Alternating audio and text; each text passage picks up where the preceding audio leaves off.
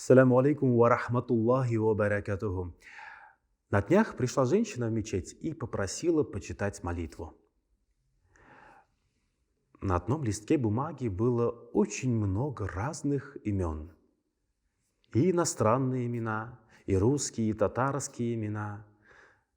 И каждому из них эта женщина просила благодати, счастья, только очень хорошие молитвы. Я под конец удивился и сказал: ого, как у вас много родственников. И разные, за границей живут, наверное. Нет, Хазрат, говорю. Эти люди, они мне не родственники. Первый это был сосед. Второй это начальник, мой шеф.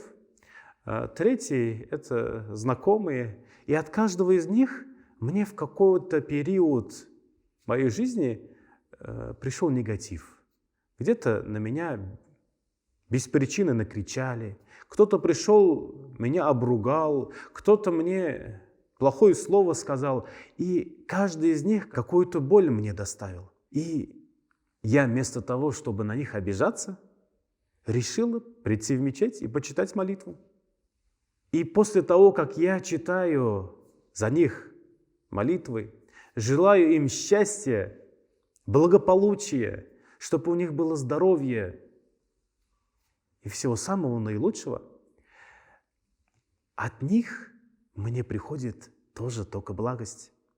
Начальник перестает придираться, соседи перестают ругаться, и все те, кто мне приносили боль, невзгоды, неприятности, они, наоборот, мне начинают приносить радость. Ведь если у человека есть радость в душе, он может поделиться этой радостью.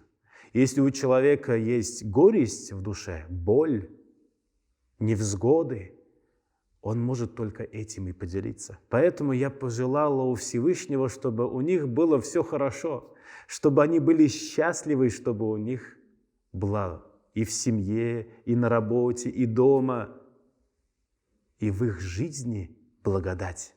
И о счастье это работает, Хазрат.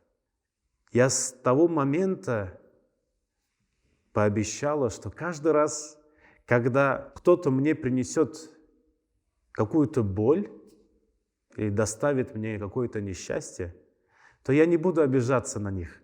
Я, наоборот, пойду и пожелаю им счастья, пожелаю в молитвах за них благодати. И на душе нету груза, обид. И у людей все хорошо. И от них мне исходит, излучается только счастье. Поэтому, дорогие друзья, давайте научимся уметь не обижаться, не держать злобы и приносить людям счастье. Желать за людей. Ведь пророк Мухаммад, алейхиссалату вассалям, говорит, лучшее ваше орудие – это молитва. Молитва.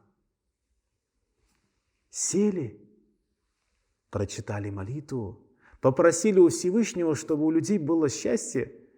И что самое интересное, это счастье вам же и благостью возвращается. Поэтому, что посеешь, то и пожнешь. Что мы приносим в этот мир, что и от мира этого отражается в отношении нас. Пусть Аллах Та'аля даст каждому из нас, чтобы мы излучали, источали только благодать, счастье, умиротворение, радость. И это непременно радостью нам же и вернется. Ассаляму алейкум ва рахматуллахи ва баракатуху.